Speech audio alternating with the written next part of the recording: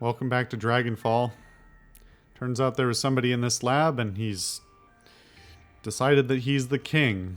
So, anyway, we convinced him to give us the key to downstairs where Billy the Basilisk is.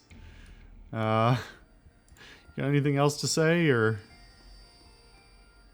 He lurches towards you with a start. You're back. Is Billy dead? Have you retrieved the long-lost keycard E? Not yet.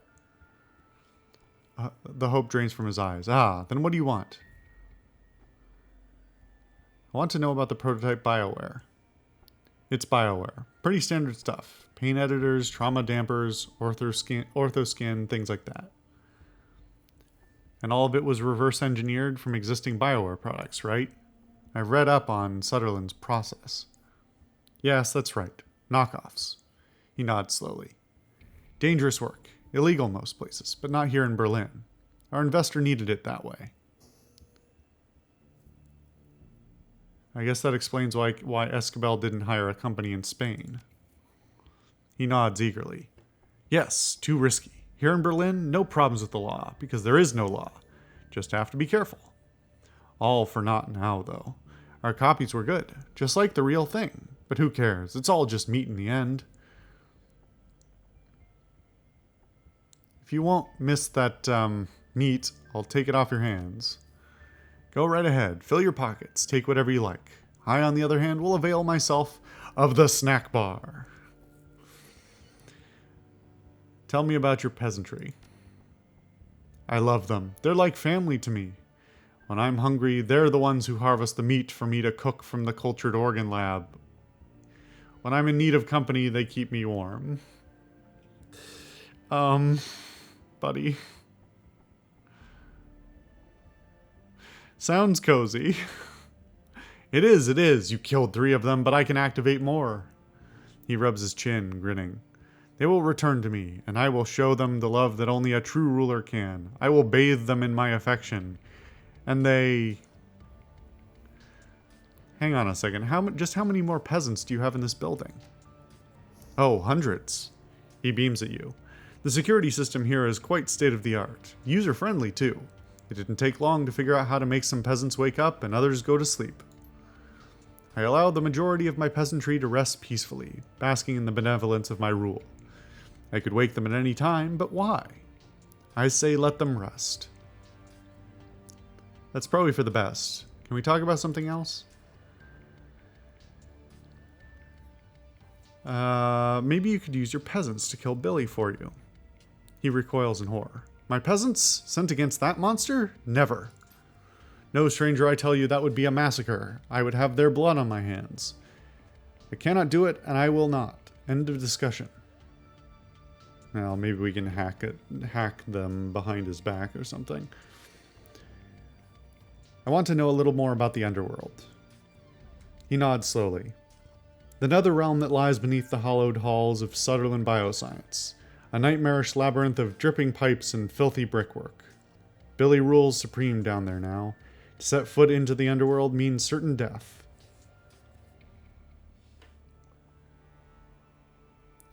Strange that somebody would build a labyrinth under a biotech company. It is, isn't it? It's a mystery, a conundrum. What could they have intended it for? The torture of the innocent? Or perhaps the builders had a prescience to foresee the coming of Billy. Or maybe they intended it for basic sanitation. It's a sewer, by the way. His voice lowers into an ominous whisper. But it is also a nightmarish labyrinth of... yeah, I gotcha. Let's talk about something else. What happened here? What caused the lockdown? A calamitous series of events. It began with a spilled cup of soy calf and ended in terror and blood. He falls silent. There is a long, awkward pause. Someone pilled... and? He blinks confusedly. You want more? Yes, that wasn't an explanation. He sighs. Then you shall have one. Where to begin? On the morning of the lockdown, all was well. Geisler, an executive, was making his rounds, walking from console to console to check up on us. He held a bubbling cup of soy calf in his stubby little hands. We all knew that food and drink were forbidden outside the employee lounge, but Geisler was a proud man, and he would not obey the rules.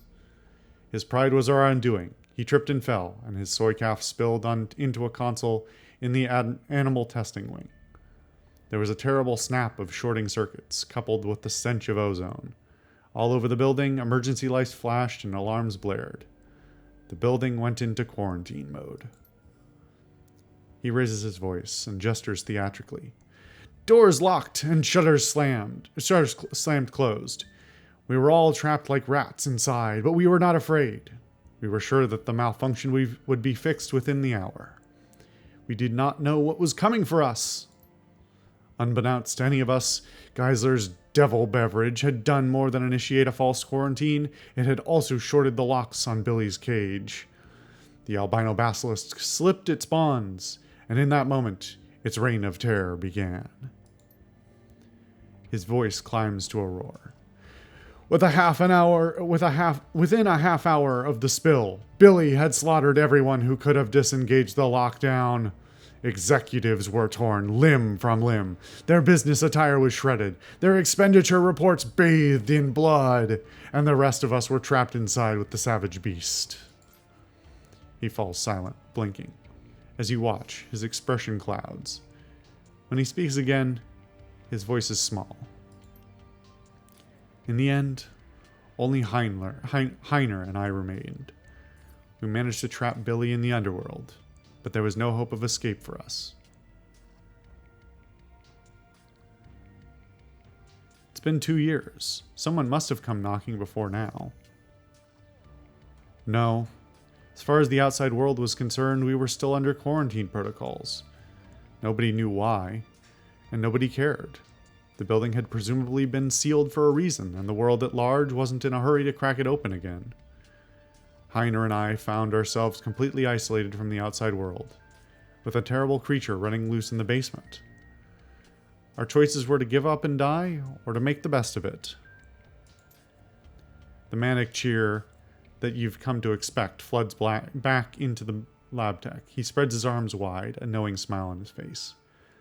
And as you can plainly see, we chose the latter. We persevered and eventually transformed this husk of a building into the glorious kingdom that you find yourself standing in today. It was all for the best. In the end, I tamed this land, and I have grown to love it. I will never live anywhere else. I gotta go. I'll see you around. Well, it's unfortunate we don't pry into what happened to Heiner, but I have some suspicions. I'm gonna assume these are not going to aggro when I walk in, but so something tells me if I had tried to fight him, I would have to fight those things. It looks like this media setup is wired into the building's security system. Video feeds from cameras all over the facility can be viewed here. Select the machine's video archive.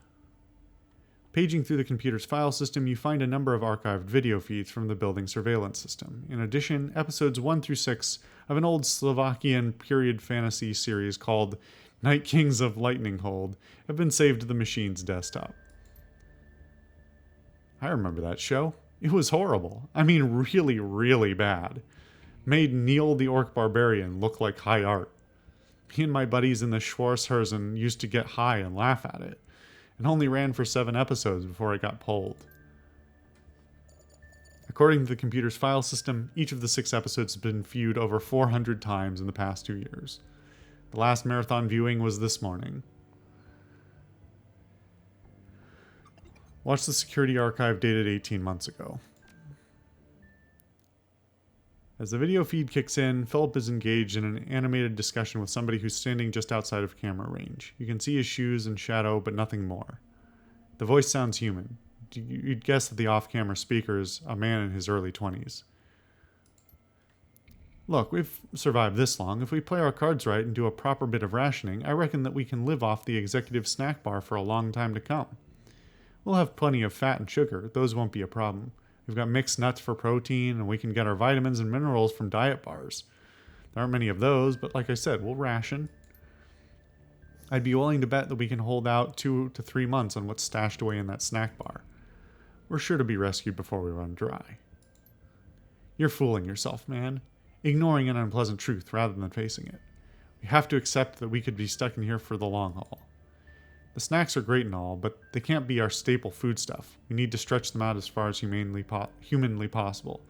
And that means supplementing them with something more substantial. So here's an interesting thing. I may have mentioned something to this effect earlier. There are a whole bunch of, well, I won't speak for other languages, but certainly in English and to some extent in other languages that I'm aware of, there are lots of words that are fundamentally, they are very culturally tied. So something like humanly possible is a very, it's a phrasing, it's a word that comes out of an assumption of basically humanity being the pinnacle of intelligence and the sole intelligent species or whatever. It's a very anthropocentric view. And when you have a world that is or has reasonably recently adapted to having multiple intelligent strains of humanity, I guess like metahumanity, it might be less questionable, but an obvious example in more contemporary terms is some more modern viewing of both gender roles and gender norms as they've adapted over the last 100 years, but also the gender fluidity and stuff like that, and a lot of the words we use in English in general, even if they've become egalitarian in the last 100 years over trying to be more inclusive of women. There's a more recent turn towards needing to be inclusive of non-binary people as well.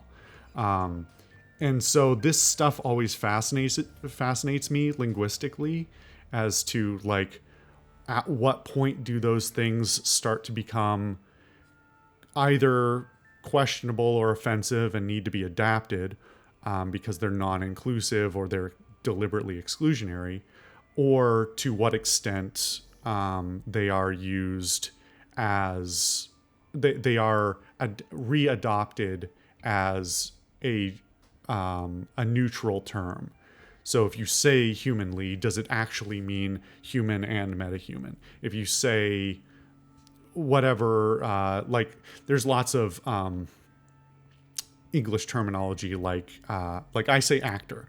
I almost always say actor for any gender of person who is acting. You've probably heard that if you watch my Solipsist Watch series. But it's just a matter of what is, in my mind, it's a matter of what is your priority. Is the priority to get an exacting delineation between the identity and the usage of a word, or is it a matter of conveying context? I don't think you would one of the sort of slightly silly, slightly extreme examples is I don't think you would call a female pilot an aviatrix. It's just, that's technically the right term, but nobody uses that because it's silly. And so,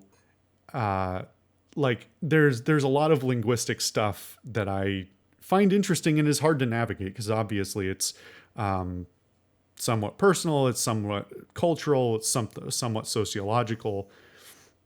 Anyway, there's my little tangent. Anyway, humanly possible, and that means supplementing them with something more substantial. There's a long pause. You don't mean... Look, just think of it like farming, right? If we look after our crops, we'll always have food to eat. We have enough supplies on hand to keep tissue cultures in the org chem wing growing indefinitely. What I'm talking about is growing meat for our own survival. That's all it is. Metahuman meat, Phil. Synthetic hearts and livers and kidneys grown to be implanted into people like you and me. You're talking about eating people parts. It's fucking disgusting, and I won't do it. Unless you fancy dying of malnutrition, you're going to have to. You know that as well as I do. Organ meats are rich in vitamins and minerals. Choline, CoQ10, vitamin D, bioavailable iron, all things that we're going to need if we want to survive in the long term. You won't find much vitamin D in licorice sticks and choco nubs. Okay, another tangent momentarily. We're not going to get into a whole discussion of cannibalism. That's its own can of worms. Although actually, I think I've discussed it at some point in some other series. So this is another interesting and contemporary consideration. There are people working right now on synthetic meat products. I mean, not organs. Usually it's trying to develop synthetic muscle so that you can, have your burger without killing anything. There's a lot of problems with that, not the least of which is just that in terms of efficiency and mass scale, it's definitely questionable. But like, at what point do you draw the line when it comes to like cannibalism? Is it still cannibalism if it's an organ that's never been inside anyone, if it was lab grown? What are the ethical and social ramifications of, I mean, that didn't belong to anybody. Usually that's why cannibalism is frowned upon, is because it usually requires another human being to die in order to be consumed. But to me, it seems like, at least at a glance, that the like, this isn't actually a person's body, removes a lot, at least, of the like ethical considerations. Still kind of weird if that's your thing, if you only want to eat human meats, but at least it's not as like directly dubious in terms of somebody else has to suffer for you to get your fix. There's also the question of like, lots of people, especially in basically European or European descending countries, look down on meat that isn't muscles. Most of what we eat is muscles, but there's plenty of places where organ meats are very widely consumed, and not just out of necessity. It's like, baked into the cuisine and things like that.